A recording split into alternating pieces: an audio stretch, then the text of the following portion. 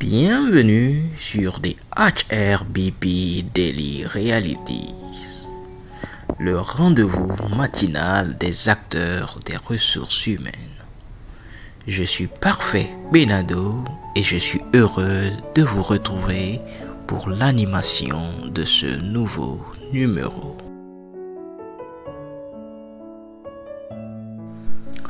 Salut et bienvenue à ce 23e numéro de The HRBP Daily Realities, le rendez-vous matinal des acteurs des ressources humaines.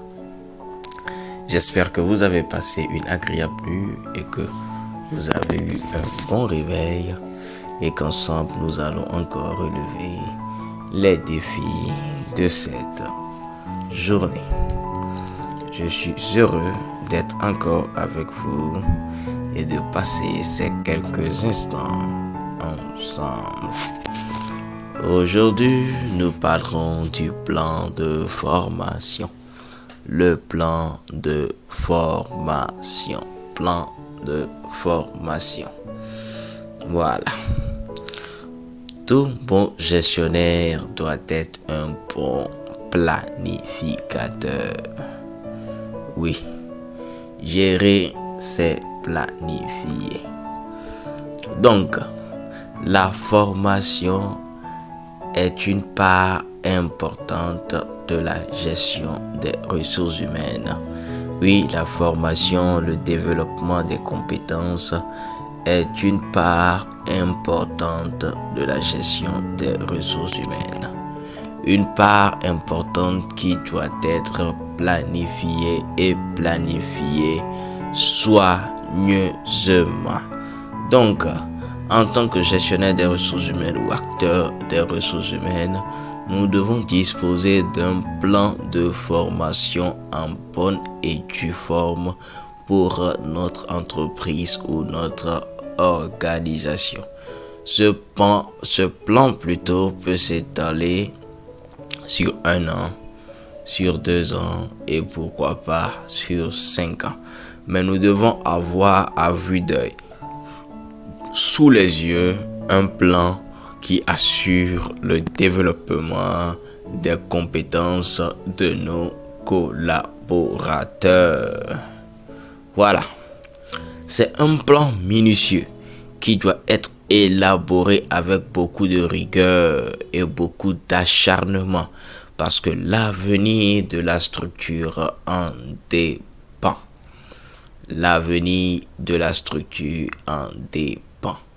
Voilà. Ce plan commence en recueillant les attentes de nos collaborateurs en matière de formation. Oui, les attentes de nos collaborateurs en termes de formation, les attentes ou bien leurs besoins en formation. Voilà, cela peut être fait en les observant en situation de travail. Oui, cela peut être fait en leur soumettant une fiche d'enquête ou une fiche de collecte d'informations, une fiche sur laquelle ils proposeront ou ils accoucheront ou ils nous feront part des besoins qu'ils auront ou bien qu'ils ont en termes de formation, ce qu'ils aimeraient apprendre, ce qu'ils aimeraient comprendre, ce qu'ils supposent que s'ils ont à leur disposition, cela leur ferait du bien, cela leur permettrait de mieux accomplir leurs tâches. Voilà. Nous devons collecter ces informations auprès de nos collaborateurs.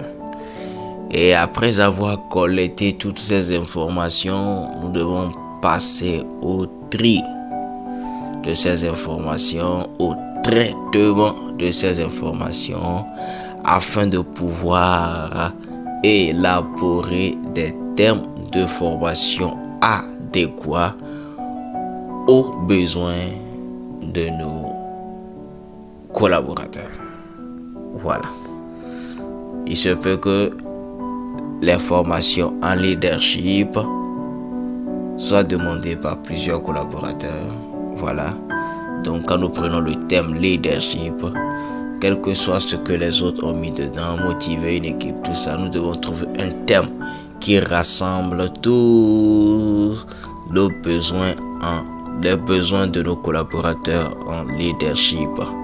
Donc le thème qu'on va prendre sera un thème qui rassemblera toutes leurs demandes afin de permettre à plusieurs personnes de pouvoir participer à cette formation au même moment.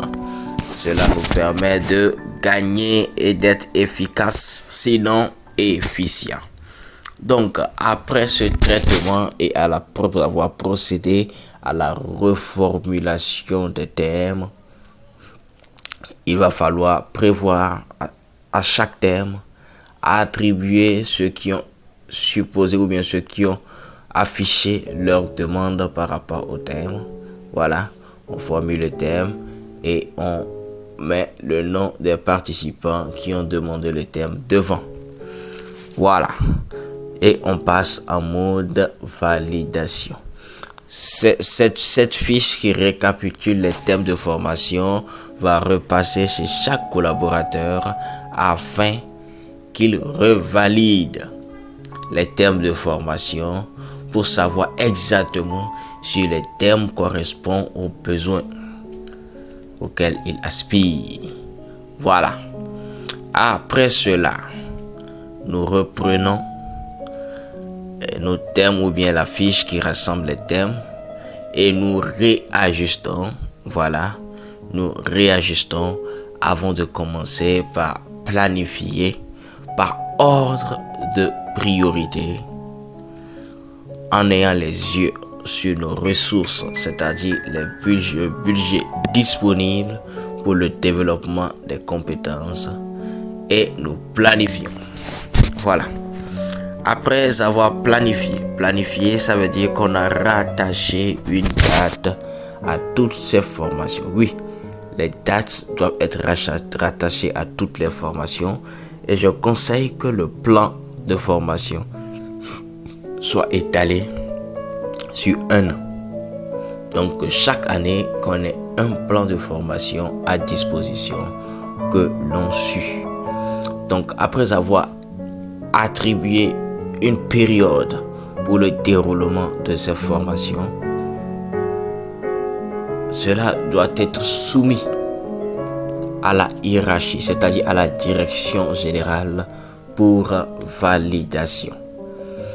Donc, après validation et accord de la direction générale, nous pouvons passer maintenant à la recherche des prestataires adéquats pour dispenser ces formations, savoir les formations qui sont se tenir en interne et celles qui vont se tenir en externe.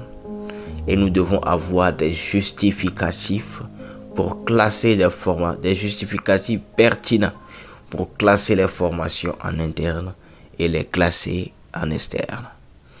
Donc, après avoir attribué à chaque formation qui se déroulera le prestataire, voilà, ça peut être sur la base d'une offre à laquelle les différents prestataires qui souhaitent intervenir soumettent, font leurs propositions. Voilà, une proposition technique de contenu de formation, une proposition financière que vous analysez ou bien qu'on analyse. Voilà, que le comité de gestion ou bien de suivi du plan de formation analyse et retient un cabinet, retient un prestataire pour les différentes formations. Voilà. Et après cela, je crois que les coûts des formations vont se dessiner. Les coûts des formations vont se dessiner. Ce qui sera resoumis à la direction générale. Voilà.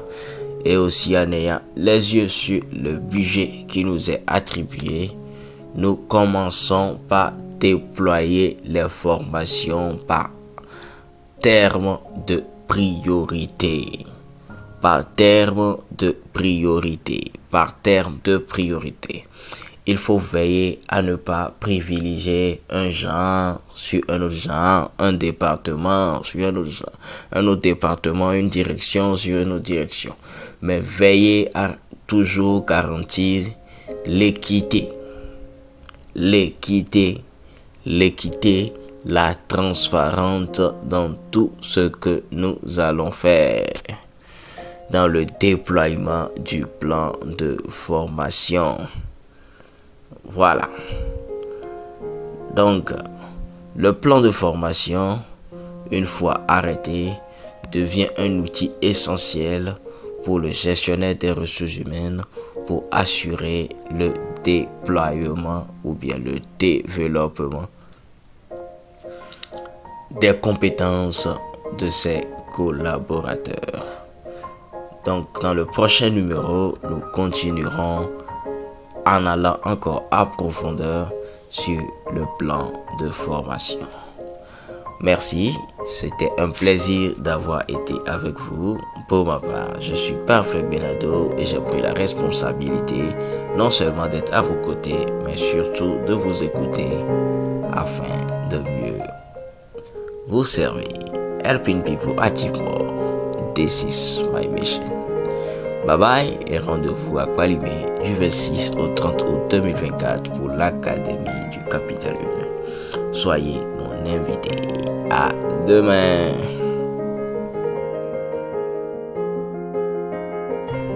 Partenaire de votre transformation continue, Django Expertise pour une institution meilleure, dynamique et productive.